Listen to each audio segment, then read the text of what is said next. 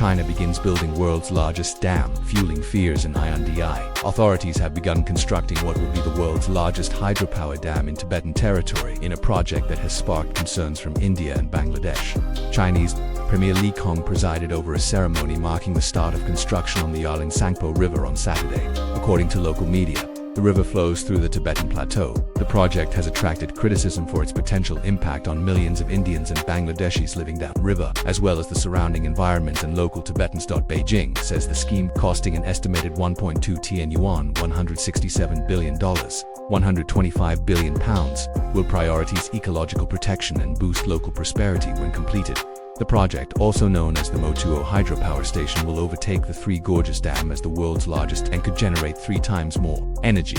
Experts and officials have flagged concerns that the new dam would empower China to control or divert the transporter Yarlung, which flows south into India's Arunachal Pradesh and Assam states, as well as Bangladesh, where it feeds into the Shang, Brahmaputra and Jamuna rivers. A 2020 report published by the Lowy Institute, an Australian-based think tank, noted that control over these rivers in the Tibetan plateau effectively gives China a chokehold on India's economy. In an interview with news agency PTI earlier this month, Arunachal Pradesh Chief Minister Pema Khandu expressed concern that the Shang and Brahmaputra could dry up considerably once the dam was completed.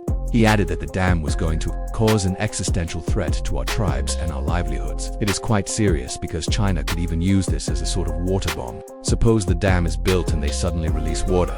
Our entire Shang belt would be destroyed, he said. In particular, the Adi tribe and similar groups would see all their property, land, and especially human life suffer devastating effects.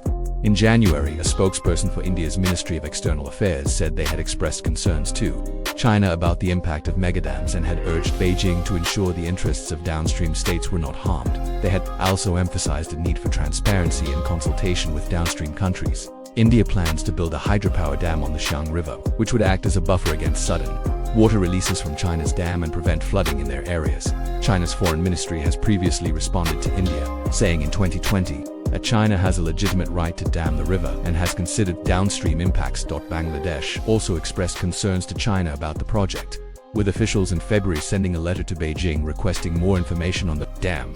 Chinese authorities have long eyed the hydropower potential of the dam's location in the Tibet Autonomous Region. It's in a massive canyon that is said to be the world's deepest and longest on land, along a section where the Yarlung Tsangpo, Tibet's longest river, makes a sharp U-turn around the Namhabar Warmanton. In the process of making this turn, which has been termed the Great Bend, the river drops hundreds of meters in its elevation.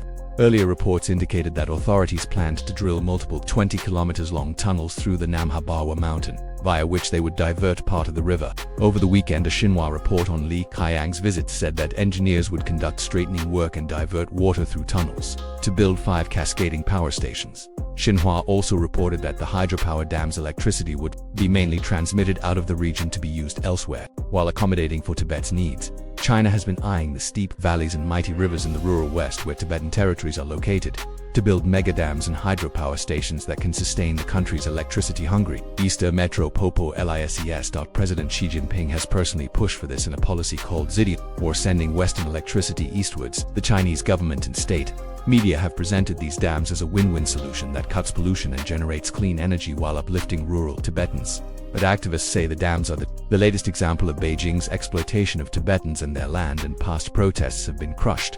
Last year, the Chinese government rounded up hundreds of Tibetans who had been protesting against another hydropower dam. It ended in arrests and beatings, with some people seriously injured, the BBC learned through sources and verified footage. There are also environmental concerns over the flooding of Tibetan valleys renowned for their biodiversity, and the possible dangers of building dams in a region rife with earthquake fault lines. Source: BBC.